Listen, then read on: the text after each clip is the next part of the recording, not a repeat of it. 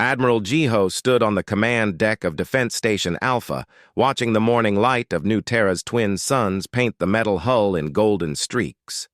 Through the massive viewing window, he could see the other orbital platforms that surrounded humanity's new capital world. 12 massive stations, each one bigger than the old Earth cities, floating in perfect formation around the blue and green planet below. 5 years ago, this world had been nothing but empty space and a few rocky planets. Now it was the heart of something the galaxy had never seen before. The human empire stretched across 47 star systems, and every day it grew stronger. "Admiral, the morning report is ready," said Lieutenant Hana, walking up to him with a data pad in her hands. She was young, maybe 25, but like all humans born in the last few years, she was taller and stronger than the old generations. The genetic improvements had made sure of that. Jiho took the pad and read through the numbers. 3 billion humans now lived in the Empire. Food production was up 30% from last month. The shipyards had finished building 20 new destroyers. Everything was going according to plan, but then he saw something that made his face go dark. "3 council worlds have gone silent?" he asked. "Yes, sir. Vorthak Prime, Altair 7, and the mining world of Kepler Station. No communications for over a month. Our long-range sensors show the planets are still there, but nobody is talking." Jiho handed back the pad and walked to the main communication console. "Get me Captain Mina on the reconnaissance ship Wanderer." The screen flickered to life, showing a woman with short black hair and sharp eyes. Behind her, Jiho could see the bridge of one of humanity's newest scout ships. The Wanderer was built for speed and stealth, perfect for missions into dangerous space. "Captain Mina reporting, Admiral. I need you to investigate those silent council worlds. But be careful. Something isn't right." "Understood, sir.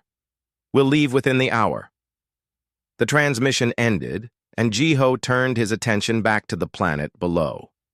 In the capital city of New Seoul, the Colonial Senate was meeting. President Taman would be giving his monthly address to the representatives from all 47 human worlds.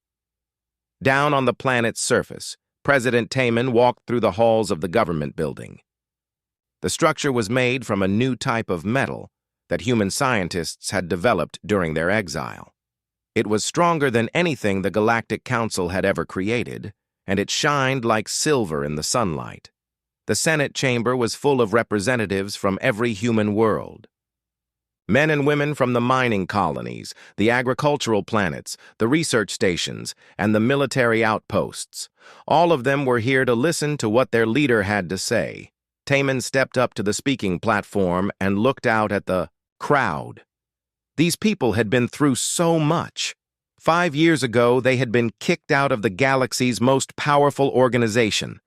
The Galactic Council had called them dangerous, primitive, and unfit for civilized space. "My fellow humans," Taman began, his voice carrying to every corner of the chamber. 5 years ago, we were told we didn't belong among the stars. We were cast out, banished, treated like criminals for the crime of being different. The chamber was completely silent. Everyone remembered that day when the Council's message had arrived on Earth. "Pack your things and leave. You have 6 months. They thought exile would break us," Taman continued. "They thought we would fade away into the dark corners of space, forgotten and defeated. They were wrong." He pressed a button on his podium, and a holographic display appeared above the chamber.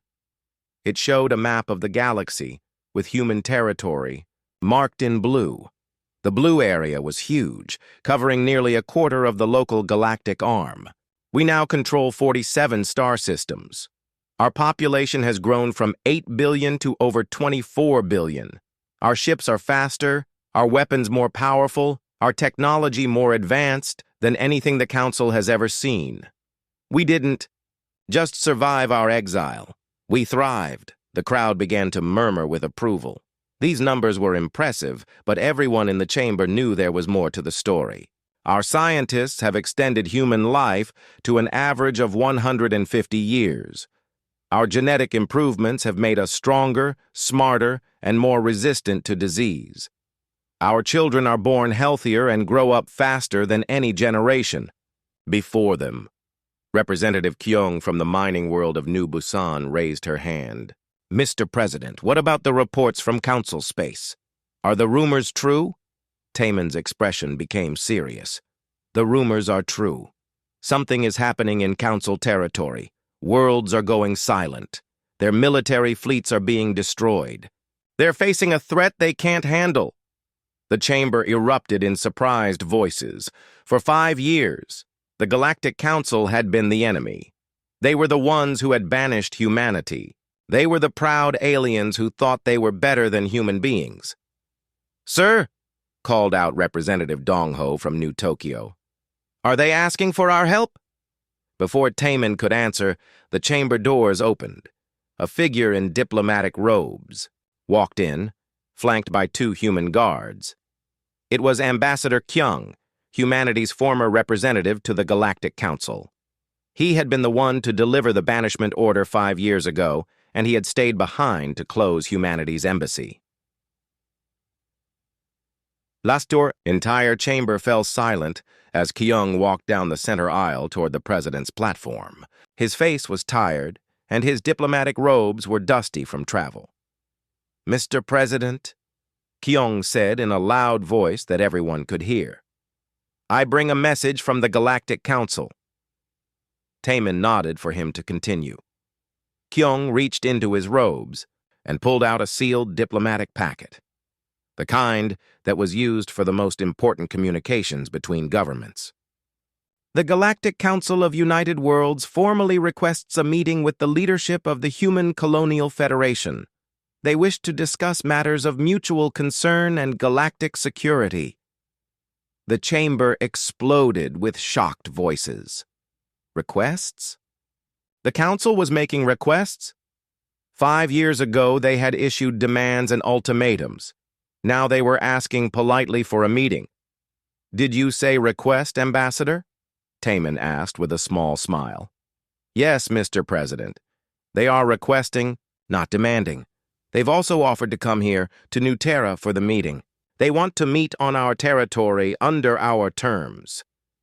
The irony was not lost on anyone in the chamber. The same aliens who had kicked humanity out of civilized space were now coming to them for help. The species they had called primitive and dangerous had become the galaxy's most powerful force. Admiral Jiho watched the Senate session from his orbital station, and he couldn't help but smile. 5 years ago, he had been a simple ship captain in Earth's tiny defense fleet. Now he commanded more firepower than the entire Galactic Council military. The exile had been meant to destroy them. Instead, it had freed them to become something greater than they had ever imagined. Something the galaxy had never seen before. The human empire was ready for whatever came next. Commander Sunho guided his stealth destroyer through the empty space where Vorthak Prime used to shine. The ship's name was Shadow Walker, and it was one of humanity's most advanced vessels. Built during the years of exile, it could move through space without being detected by any known sensors. "Scanning now, Commander," reported his sensor officer, Ensign Wu Jin. The young man's fingers moved across his control panel with practiced ease. "I'm reading nothing. No energy signatures, no communications, no life signs." Sunho frowned and looked at the main screen. Vorthak Prime was still there, a blue and green world that should have been home to 3 billion alien beings. The cities were visible from orbit, their lights still glowing in the darkness. But something was terribly wrong. "Dr. Yuna, what do you make of this?" Sunho asked the woman standing beside his command chair. Dr. Yuna was humanity's leading expert on alien biology. She had spent years studying every species in the galaxy, learning their weaknesses and strengths. Her knowledge had helped humanity build better weapons and defenses during their exile. "The planet looks normal, Commander. Atmosphere is breathable.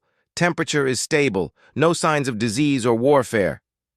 But there's something else. She paused and checked her readings again. I'm detecting strange energy patterns around the planet. Something I've never seen before. Sunho ordered his ship to move closer to the planet's surface. The Shadow Walker descended through the atmosphere, its stealth systems keeping it hidden from any watching eyes. As they flew over the first major city, the crew pressed their faces to the windows in amazement. The city was perfect. Streets were clean, buildings stood undamaged, vehicles sat parked in neat rows. Even the traffic lights were still working, changing from red to green in their endless cycle. But there were no people anywhere. It's like they all just vanished, whispered Communications Officer Jisoo. Like someone turned off a switch and made them disappear. They landed the ship in a public square near the center of the city. Sunho led a small team outside, wearing protective suits in case the air was dangerous.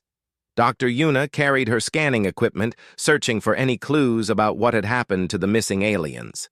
The team walked through empty streets, their footsteps echoing off silent buildings. In a restaurant, they found meals still sitting on tables, the food now cold and spoiled. In an office building, computer screens still glowed with unfinished work. In a school, children's drawings hung on classroom walls. "Commander, look at this," Dr. Yuna called from inside a shopping center. She was kneeling beside a strange mark on the floor. It looked like a burn, but the edges were perfectly smooth. Around the mark, the air seemed to shimmer like heat waves on a summer day. "What is it?" Sunho asked. "I don't know. My instruments are picking up energy readings that shouldn't exist. It's like this mark exists partially in our dimension and partially somewhere else. They found more marks throughout the city. Always the same smooth burn pattern, always surrounded by that strange, shimmering air. In some places, the marks formed complex patterns, like someone had drawn pictures with invisible fire. Meanwhile, thousands of light years away, Chancellor Bora of the Altarian Federation sat in a secret meeting room deep beneath her government building. Around the table sat the leaders of the 6 most powerful species in the Galactic Council. Their faces showed fear and desperation. 17 worlds, Chancellor Bora said in a quiet voice. 17 worlds completely empty in just 3 months. Our combined fleets have found nothing. No enemies to fight, no weapons to defend against. General Vex of the Rigelian military spoke next. His 4 arms moved nervously as he talked. Our best scientists can't explain the energy signatures. It's like the missing populations were erased from reality itself. "The humans," said Prime Minister Thane of the Cetian Union. "We need to contact the humans. Their technology has advanced beyond ours. Maybe they can understand what we cannot." Chancellor Bora's expression darkened. "You want us to ask help? From the species we banished? The ones we called dangerous primitives?" "Look around this table," Thane replied. "We're the most powerful beings in the galaxy, and we're hiding underground like scared children. Pride won't save our people."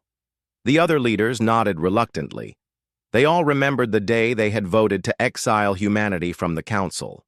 It had seemed like the right decision then. Humans were too aggressive, too unpredictable, too different from the civilized species of the galaxy. Now those same humans controlled more territory than any council member. Their ships were faster, their weapons stronger, their technology more advanced. The exile had not weakened humanity. It had set them free to become something greater. Back on the Shadow Walker, Dr. Yuna made a disturbing discovery. Deep in the planet's main government building, she found a room filled with the strange energy patterns, but these patterns were different. They moved and shifted like living things. "Commander, you need to see this," she called over her communication device. Sunho and his team rushed to her location. The room was filled with swirling energy that formed shapes and patterns in the air. As they watched, the energy began to take on a familiar form. It looked like one of the missing Vorthak aliens, but made of pure light and movement. The energy being seemed to notice their presence. It turned toward them and opened what might have been a mouth. No sound came out, but somehow they could all hear its words in their minds. "Help us," the voice whispered. "Trapped between worlds, cannot return." Dr. Yuna stepped forward, her scientific curiosity overcoming her fear. "What happened to your people? Where did they go?" The energy being flickered and grew dimmer. "They came from beyond, so hungry, took us to feed." Before anyone could ask more questions, the being faded away completely. The room fell silent except for the hum of Dr. Yuna's equipment. "Did you record that?" Sun Ho asked. "Every word, Commander. But I'm not sure if our people will believe it." They returned to their ship and prepared to leave the dead world. As the Shadow Walker lifted off, long-range sensors detected something that made everyone freeze in terror. A massive object was moving through space toward the inner council worlds. It was huge, bigger than a moon, and it left a trail of empty space behind it. Whatever had taken the people of these worlds was not finished. It was moving deeper into the galaxy, consuming everything in its path. And according to its current course, it would pass through human territory first. Sun Ho opened a communication channel to Admiral Ji-ho on New Terra. "Admiral, we've found something, and it's heading our way." The hunt for answers had revealed a threat beyond anything the galaxy had ever faced. Soon humanity would face their greatest test since leaving Earth, but this time they would not face it alone. The very aliens who had banished them would soon be begging for their protection. The galaxy was about to learn why humanity had survived every challenge they had ever faced. They were about to discover what happened when you cornered the most dangerous predators in known space. Fleet Admiral Do-hyun sat in his office high above New Terra's capital city, reading the formal request from the Galactic Council for the third time. The words on the diplomatic paper seemed strange coming from beings who had once thought themselves superior to humanity. "We humbly request the assistance of the Human Colonial Federation in matters of galactic security," he read aloud to his aide, Captain In-woo. Humbly. They actually used that word. Captain In-woo, a young officer who had been born during the exile years, shook his head in amazement. "Sir, my father told me stories about the Council, how they treated humans like children who didn't understand the real world. Now they're asking us to save them." Do-hyun stood up and walked to his window. Below him, the city of New Seoul stretched for hundreds of kilometers in every direction. Humans walked the streets alongside robots and automated systems that made life easier for everyone. Flying vehicles moved in perfect patterns through the sky, controlled by computers that could think faster than any biological brain. "Captain, bring up the current fleet status on the main screen." The wall display came to life, showing the location of every human ship in the Empire. 5,000 destroyers, 800 cruisers, 50 dreadnoughts, and 12 Titan-class battleships that were each the size of a small moon. Every vessel was equipped with weapons and defenses that made Council technology look like children's toys. "The irony is perfect," Do-hyun said with a bitter smile.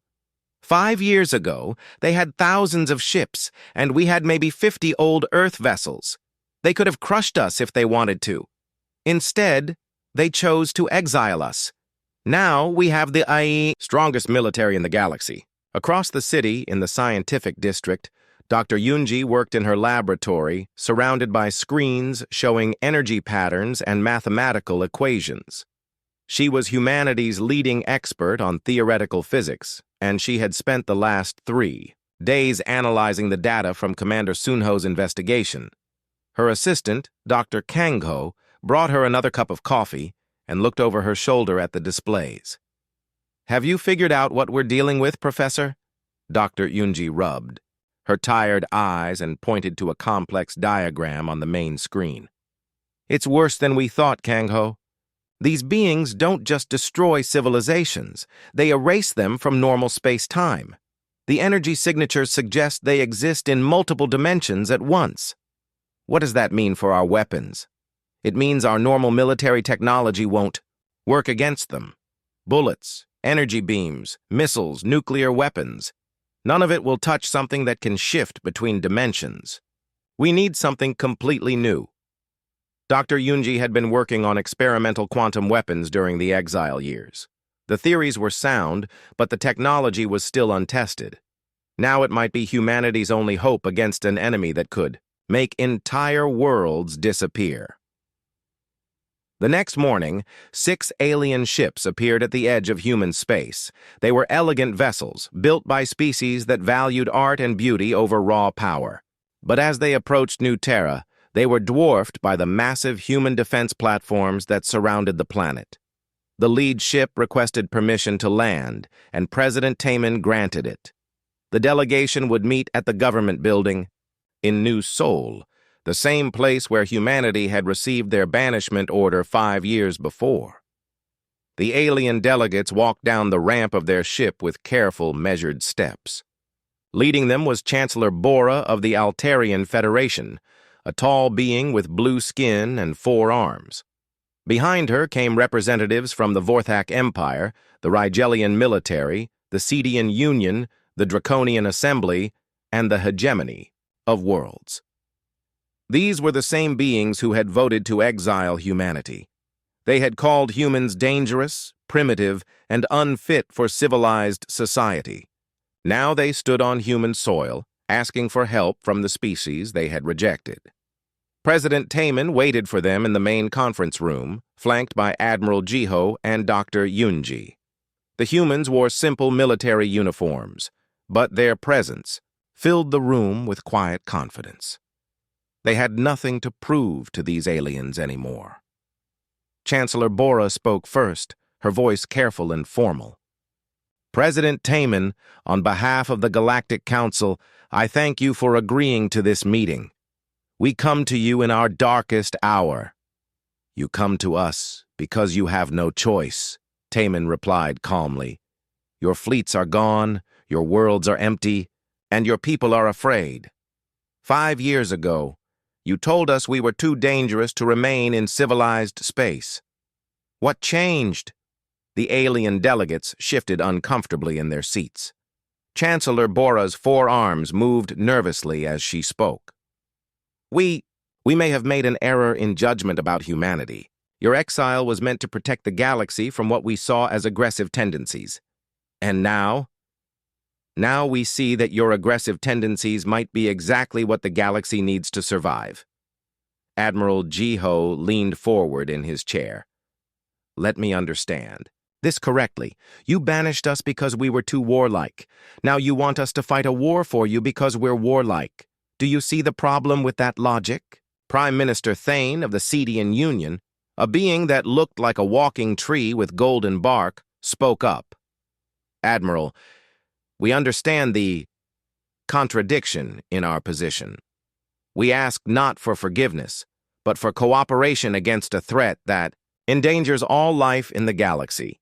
Dr. Yunji activated a holographic display that showed the enemy's movement through space. The massive object had consumed 3 more worlds in the past week, and it was getting closer to the core systems where billions of beings still lived. This enemy doesn't care about politics or past grudges, she explained. It feeds on life itself. If we don't stop it, there won't be a galaxy left to argue about. President Taman stood up and walked to the window, looking out at the city below. Millions of humans went about their daily lives, unaware that their leaders were deciding the fate of the entire galaxy. We'll fight, he said finally. Not because we forgive you for exiling us. Not because we want to be friends. We'll fight because that's who we are. Humans protect life, even when that life once rejected us. Chancellor Bora's relief was visible on her alien features. What are your terms? Taman turned back to face the delegates. The Galactic Council is dissolved, effective immediately. All Council worlds will join the Human Colonial Federation as equal members, but under human leadership. Our military will protect everyone, but our laws and our values will govern everyone. You're asking us to surrender our independence, General Vex of the Rigelian military said, his forearms crossing in anger. I'm offering you survival, Taman replied. Your old ways of thinking, your pride, your belief that you're superior to other species, that's what created this mess. You ignored threats because you thought you were too advanced to be in danger. You exiled the one species that could have helped you because you were afraid of their strength, the alien delegates whispered among themselves in their various languages. They had come here hoping to use human military power while keeping their old positions of authority. Instead, they were being asked to accept human leadership of the entire galaxy. We need time to consider your terms, Chancellor Bora said. You have until tomorrow, Admiral Jiho replied, because that's when the enemy reaches the outer human colonies. After that, we'll be too busy fighting to worry about politics. As the alien delegates left the conference room, President Taman remained by the window. The species that had once looked down on humanity now had to choose between their pride and their survival. The irony was perfect. Humanity's punishment had become their preparation. Their exile had made them strong enough to save the galaxy that had rejected them. General Min-jae stood in the massive training facility on New Terra's third moon, watching human soldiers work alongside alien troops for the first time in galactic history. The sight should have been inspiring, but instead, it worried him deeply. The alien soldiers were brave and willing to learn, but they moved too slowly and thought too carefully. They had been trained for centuries to fight wars where both sides followed rules and gave each other time to prepare. Human soldiers, trained during 5 years of constant preparation, moved like deadly machines. Sergeant Chaewon, show our Vorthak. Friends, how to breach a fortified position, Min-jae called out to one of his training officers. Sergeant Chaewon was a typical human soldier from the exile generation, taller and stronger than old Earth humans, with reflexes enhanced by genetic improvements and training that never stopped. She moved across the practice battlefield like flowing water, reaching the target bunker and placing explosive charges, before the alien soldiers had even started moving.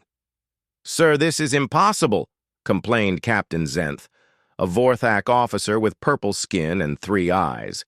"She moved too fast for us to follow. How can we fight alongside beings who are practically superhuman?" General Min-jae walked over to the alien officer and placed a hand on his shoulder. "Captain, your people are not weak, but you've been at peace for 300 years. We've been preparing for war every single day since our exile. Every human child learns to fight before they learn to read." The training continued for hours, with human instructors trying to teach alien soldiers tactics that had been developed through constant warfare against automated defense systems. Humans had built entire fleets of robot ships just to have something to fight against, refining their skills and testing new weapons. Meanwhile, in orbit above the training moon, Captain Nari commanded the first mixed human-alien patrol fleet. Her ship, the Defiant, led a formation of 12 vessels. 6 were human destroyers, fast and heavily armed. The other 6 were alien ships, elegant and beautiful, but built for exploration rather than combat. "Captain, long-range sensors are picking up an energy signature," reported her sensor officer, Lieutenant Soman. "It matches the patterns from the investigation reports." Captain Nari felt her heart race. This was it. First contact with the enemy that had been consuming entire worlds. She activated the ship's communication system and spoke to the entire fleet. "All ships, this is Captain Nari. We have contact with hostile forces. Human vessels will engage first, while alien ships provide support and collect data. Remember, conventional weapons may not be effective." Through the main viewing screen, they watched as space itself began to twist and bend. Reality seemed to fold in on itself, creating a dark hole in the fabric of the universe. From this hole emerged something that made even the bravest soldiers step back in fear. The enemy ship was not built from metal or any material they recognized. It looked like living shadow, constantly changing shape and size. Parts of it seemed to exist in normal space, while other parts flickered in and out of reality like ghosts. "All human ships, activate quantum disruptors," Captain Nari ordered. The human destroyers opened fire with weapons that had never been tested in real combat. Instead of normal energy beams or projectiles, the quantum disruptors fired concentrated bursts of reality-altering energy. Where these weapons struck the enemy ship, pieces of shadow began to solidify and break apart. The alien ships tried to help, firing their most powerful weapons at the enemy. Plasma bolts, particle beams, and fusion torpedoes passed harmlessly through the shadow ship as if it wasn't there. "It's not working!" shouted Captain Bex from the Altarian ship Starlight. "Our weapons can't touch it!" But the human quantum disruptors were having an effect. The enemy ship writhed and twisted as sections of it were forced back into normal space. For the first time since the attacks began, something was actually hurting the mysterious invaders. The shadow ship fought back with weapons that defied understanding. Beams of pure darkness struck the alien vessels, and where they hit, parts of the ship simply ceased to exist, not destroyed or damaged, but erased from reality as if they had never been built. "Alien ships, withdraw to safe distance." "Captain," Nari ordered. "Human vessels, continue attack." The battle raged for 2 hours. 3 alien ships were lost, their crews vanishing along with portions of their hulls. But 2 human destroyers managed to corner the enemy ship and concentrate their quantum fire on its core. The shadow ship let out a sound that could be heard even in the vacuum of space, a scream of pain and rage that made everyone's ears ring. Then it began to collapse in on itself, reality snapping back into place as the creature was forced entirely into normal space. In its final moments, the enemy became visible as something almost familiar. It looked like energy given form, a being of pure thought and hunger that fed on the life force of entire civilizations. As it died, it sent out a psychic message that every person in the fleet could understand. We hunger. We must feed others. Coming. Many, many others. The creature dissolved into particles of light that faded away into nothing. The battle was won, but the victory felt hollow. The dying enemy had made it clear that this was just one of many.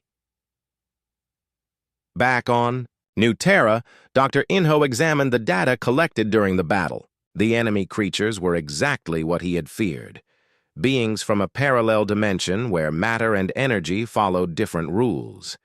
They had found a way into normal space, but they couldn't survive here without feeding on the life energy of others. "Admiral Jiho," Dr. Inho said over the communication link, "I've analyzed the enemy's biology. They're not evil in the way we understand it. They're refugees from a dying dimension, but that doesn't make them less dangerous. They'll consume every living thing in our galaxy to survive." Admiral Jiho reviewed the battle reports from Captain Nari's fleet. The humans had proven they could fight these creatures and win, but at a terrible cost. The quantum disruptors worked, but they required enormous amounts of energy and could only be mounted on the largest human ships. "Dr. Inho, how many more of these creatures are coming?" "Based on the psychic message, I estimate hundreds, maybe thousands, and now they know we can hurt them. They'll be more careful next time." The victory celebration was brief. Yes, humanity had proven the enemy could be beaten. But the real war was just beginning, and it would be fought on a scale that even the human empire had never imagined. General Minje received orders to accelerate the training program. Every day counted now. The alien soldiers would have to learn human tactics faster than anyone thought possible. Captain Nari returned to New Terra as a hero, but she knew the truth. The first battle had been won through surprise and luck. The enemy would adapt, learn from their defeat, and return stronger. The galaxy had learned that humanity's exile had created something unprecedented, a species so prepared for war that they could fight enemies from other dimensions. But even human strength might not be enough for what was coming. In the depths of space, reality continued to tear open as more shadow ships poured through from their dying dimension. The real test of humanity's empire was about to begin. 6 months after the final battle at the edge of the galaxy, Ambassador Sora signed the Treaty of New Terra with a pen made from metal taken from the last enemy ship. Around her, representatives from 43 alien species watched as the old Galactic Council officially ended and the Terran Federation began. The ceremony took place in the same building where humanity had received their banishment order 5 years before. Now the roles were completely reversed. Humans sat at the head table while alien delegates waited to join their new government. With this signature, Ambassador Sora announced, the Galactic Council of United Worlds is dissolved. All member species are hereby welcomed as equal citizens of the Terran Federation under the protection and guidance of human leadership. Chancellor Bora of the Altarian Federation was the first alien leader to sign the treaty. Her 4 arms shook slightly as she wrote her name. 5 years ago, she had voted to exile humanity. Now she was surrendering her people's independence to them. President Taman, she said after signing, I want you to know that this decision was not easy for any of us, but you saved our lives. You protected us when we had treated you as outcasts. President Taman, now titled First Speaker of the Terran Federation, nodded with understanding. Chancellor Bora, we don't seek dominance over your people.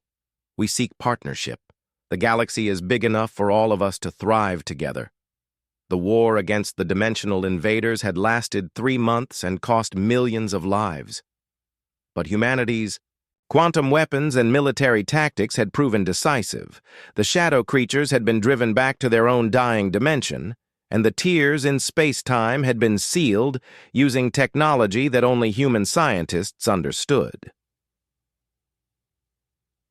Throughout the war, it had become clear that only human ships could effectively fight the enemy. Alien vessels, no matter how advanced, lacked the weapons and the aggressive tactics needed to win. More importantly, alien crews lacked the fighting spirit that came from growing up in exile, always preparing for the next battle. The final battle had taken place near the galactic core, where the enemy had made their last desperate attempt to establish a permanent foothold in normal space. Admiral Jiho had commanded a fleet of 300 human ships against an enemy force 5 times larger. The battle had been won not just through superior technology, but through human determination. When alien crews retreated from damaged ships, human crews fought on. When alien commanders hesitated to sacrifice their vessels, human captains rammed their ships into enemy formations without a second thought. Now, as the treaty ceremony continued, those same alien species lined up to join the government they had once rejected. The Vorthak Empire, the Rigelian military, the Cetian Union, the Draconian Assembly, all of them were now provinces of the Terran Federation. President Taman walked to the podium to address the gathered delegates. Behind him, a holographic display showed the new map of the galaxy. Human territory had expanded to include most of the former Council worlds, creating an empire that stretched across nearly half of known space. Fellow citizens of the Federation, he began, his voice carrying to every corner of the chamber, 5 years ago, we were told that humanity was too dangerous for civilized society. We were cast out, labeled as primitives who didn't understand the peaceful ways of advanced species. The alien delegates listened in uncomfortable silence. They all remembered their part in humanity's exile. You were right about one thing, Taman continued. We are dangerous, but not in the way you thought. We're dangerous to those who threaten innocent life. We're dangerous to those who prey on the weak. We're dangerous to evil itself. He gestured to the holographic display. This empire was not built through conquest. It was built through protection. Every world that flies our flag does so because we stood between them and annihilation. Every species that calls us leader does so because we proved worthy of that trust. The ceremony concluded with the raising of the Federation flag above the government building. The new symbol combined elements from every member species, but at its center was the image of Earth rising behind a shield. It represented humanity's role as protectors of the galaxy. 3 weeks later, the first integrated Federation Senate met to begin governing the new empire. Representatives from hundreds of worlds gathered in the expanded chamber, speaking dozens of languages but united under human leadership. The session began with reports from the exploration fleets. Human ships were pushing beyond the known galaxy, searching for new worlds and new civilizations to protect. They had also established monitoring stations at every point where the dimensional invaders had tried to break through, ready to respond if the threat ever returned. Dr. Yunji presented her latest research to the Senate. The quantum weapons that had saved the galaxy were being improved and installed on ships throughout the Federation fleet. More importantly, her team had developed new sensors that could detect dimensional tiers before enemies could emerge from them. "The threat is contained but not eliminated," she explained to the assembled representatives. "We must remain vigilant. The creatures from the dying dimension may try again, and next time they will be prepared for our weapons." Senator Daehun from New Busan raised a question that many had been thinking. "Dr. Yunji, is there any way to help these creatures find a new home without them consuming our people?" "We're working on it," she replied. "If we can find an uninhabited dimension with the right energy conditions, we might be able to relocate them peacefully. But until then, we must be ready to defend ourselves." The Senate session ended with the approval of the Federation Defense Act, which established human military commanders as protectors of all member worlds.